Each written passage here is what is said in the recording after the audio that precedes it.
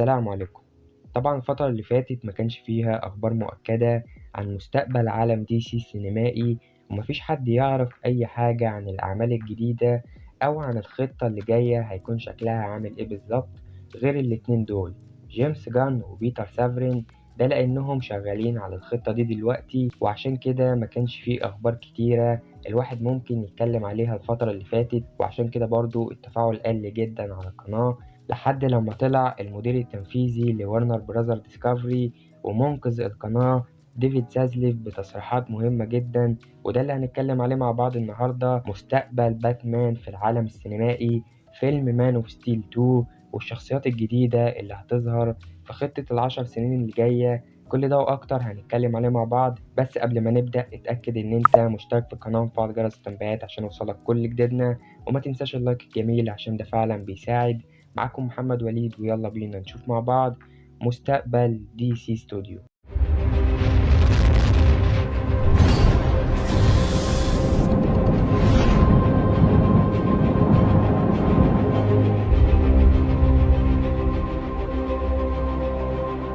طيب، أول تصريحات ديفيد سازليف كانت عن مستقبل العالم السينمائي واللي شغال عليه جيمس جان وبيتر سافرين، وإنهم قربوا يخلصوا من كتابة الخطة الجديدة، وقريب هيتم الإعلان عن الأعمال اللي جاية في الشهرين الجايين، وممكن يكون في بداية 2023. وده كويس جدا عشان يكون في حماس للأفلام اللي هتنزل السنة الجاية والعالم دي سي بشكل عام. وغير كده كان في تصريحات مهمة بالنسبة لمستقبل باتمان أو باتمانز في عالم دي سي السينمائي، واللي فيه ديفيد سازليف قال إن مش هيكون فيه 4 باتمان. طبعا ده لأن احنا دلوقتي عندنا بين أفليك ومايكل كيتن وروبرت باتسون. ايه ده، ثانية واحدة، هو مين الرابع؟ يكونش، لا لسه. المهم إن واضح من التصريح ده إن التركيز هيكون على باتمان واحد جوه العالم السينمائي. طبعا الكلام في الأول كان على مايكل كيتن لأنه كان المفروض مكمل من بعد فيلم فلاش، وكان هيظهر في فيلم باد جيرل وفيلم أكوامان، ولكن بعد إلغاء فيلم باد جيرل وتأكيد ظهور بين أفليك في فيلم أكوامان، بقى من الواضح إن مايكل كيتن هيكون مجرد ضيف شرف مش أكتر. وده كويس لأن أنت بتتكلم عن ممثل عنده فوق ال70 سنة، ولو كمل جوه خطة ال10 سنين هيكون عنده 80 سنة. منور منور. وبالنسبة لروبرت باتسون هيكون في العالم الخاص بتاعه بعيدا عن العالم السينمائي ده، بس عشان النظريات اللي بتطلع وبتقول إن ممكن يكون بديل لبين أفليك ويكون باتمان العالم السينمائي. أتمنى ده ما يحصلش، لأن أصلا مات ريفز كان عايز يفصل العالم بتاعه عن العالم السينمائي. فأنا شايف إن أحسن حل إن بين أفليك يكمل كباتمان في العالم ده، ويكون ليه أفلام خاصة بيه جنب الكاميو اللي هيظهر فيهم زي فلاش وأكوامان، ونشوف ليه أفلام يكون فيها فيلنز تقال زي مثلا ديستروك، بين، راسل هول. ده هيكون أحسن حل بالنسبة لباتمان جوه عالم دي سي.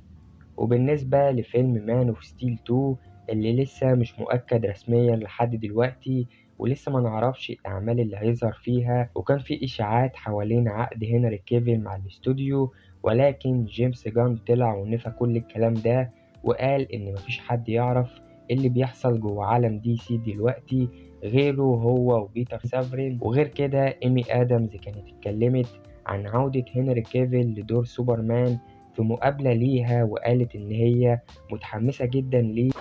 I'm thrilled for him. He's such a wonderful Superman, so I'm very excited for him. وبالنسبة لعودتها لدور لويس لين أكدت إن محدش يتكلم معاها، ولكنها متحمسة جدا سواء كانت موجودة أو تم استبدالها بحد تاني. أتمنى كل الكاست القديم يرجع مرة تانية ونشوف مان اوف ستيل 2 في أقرب وقت ممكن. وبالنسبة للشخصيات اللي هتظهر لأول مرة جوه عالم دي سي، شارك جيمس جان أكتر من صورة لشخصيات متوقع إن هيكون ليها دور كبير في الخطة الجديدة.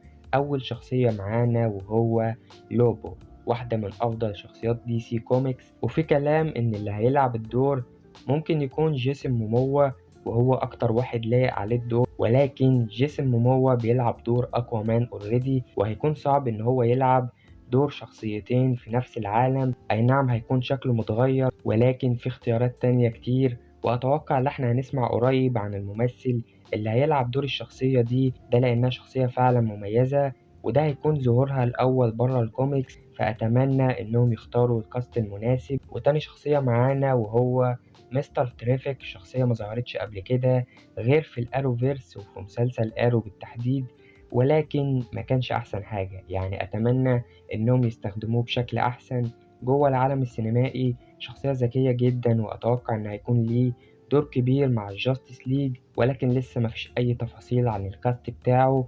وغير كده ما كانش فيه كلام كتير، ولسه ملامح العالم السينمائي مش واضحة، ولكن متوقع نعرف أكتر الفترة اللي جاية. وإن شاء الله يكون في فيديوهات أكتر قدام، خصوصا بعد الإعلانات الجديدة اللي هتنزل، سواء لفيلم شازام أو أكوامان أند ذا لاست كيندم وفيلم فلاش في المؤتمر اللي جاي.